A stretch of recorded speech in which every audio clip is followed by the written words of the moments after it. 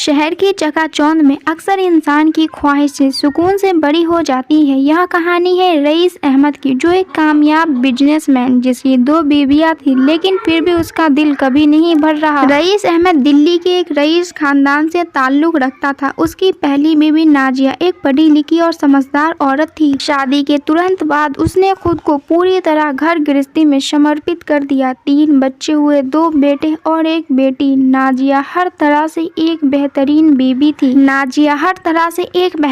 बीवी थी, सलीकेदार, ख्याल रखने वाली, औरतों की इज्जत करने वाली। पर वक्त के साथ साथ रईस का ध्यान घर से हटने लगा। उसका मन बाहर की दुनिया में भटकने लगा। तभी रईस की मुलाकात सलीका से एक बिजनेस इवेंट में हुई। वो उससे 10 साल छोटी, तेज तर्राक और खूबसूरत थी। उसने शहर में एक छोटा सा बुटीक खोला था और अपने आत्मविश्वास से रईस को बहुत प्रभावित किया। और फिर कुछ ही महीनों के बाद रईस ने सलीका से निकाह कर लिया। नाजिया को बिना बताए चुपचाप दूसरी शादी कर ली। जब नाजिया को इस बात की खबर लगी तो उसका दिल पूरी तरीके से टूट गया, लेकिन उसने सब्र किया। केवल अपने बच्चों की खातिर इस जख्म को दिल ही दिल में दबा लिया। अब रईस की 2 बीवियां थी, 2 घर थे, लेकिन नसीब में चैन नहीं था। सलीका को लगा था कि रईस सिर्फ उसका होगा, लेकिन वो हफ्ते में सिर्फ 2 दिन आता। नाजिया ने सोचा था कि अब शायद रईस सुधर जाएगा, लेकिन अब तो वो पहले से भी ज्यादा बेरुखा हो गया। रईस अब देर रात को घर आता, मोबाइल में उलझा रहता, ना तो सलीका को वक्त देता और ना ही नाजिया को। उसका दिल अब तीसरी औरत में लगने लगा। सलीका को शक हुआ तो उसने उसका पीछा करवाया, तो सच सामने था। रईस अब किसी तीसरी औरत, एयर होस्टेस से मिलने जुलने लगा था। जिसके बाद सलीका ने घर में हंगामा किया। तुम क्या चाहते हो रईस? 2 बीवियां हैं, बच्चे वाले हो, फिर भी तुम्हारा मन नहीं भरता। रईस चुप रहा। उसे भी खुद से नफरत होने लगी थी, लेकिन वो अपने ख्वाहिशों का गुलाम बन चुका था।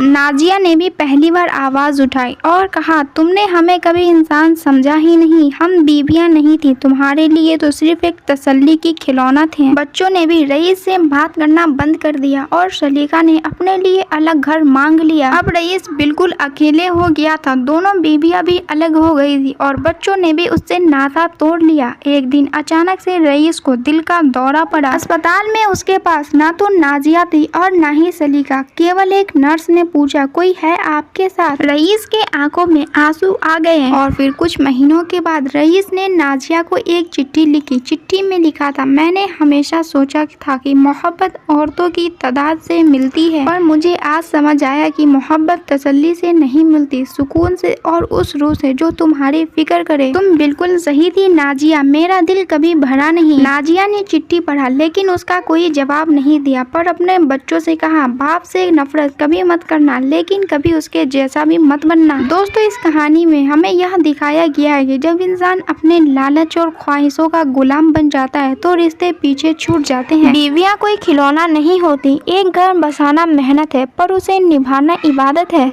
वैसे अगर आपको आज की ये कहानी पसंद आई हो तो वीडियो को एक लाइक करके चैनल को सब्सक्राइब जरूर कर लें। और अगर आप ये वीडियो अभी फेसबुक पर देख रहे हैं तो पेज को फॉलो करना ना भूलें।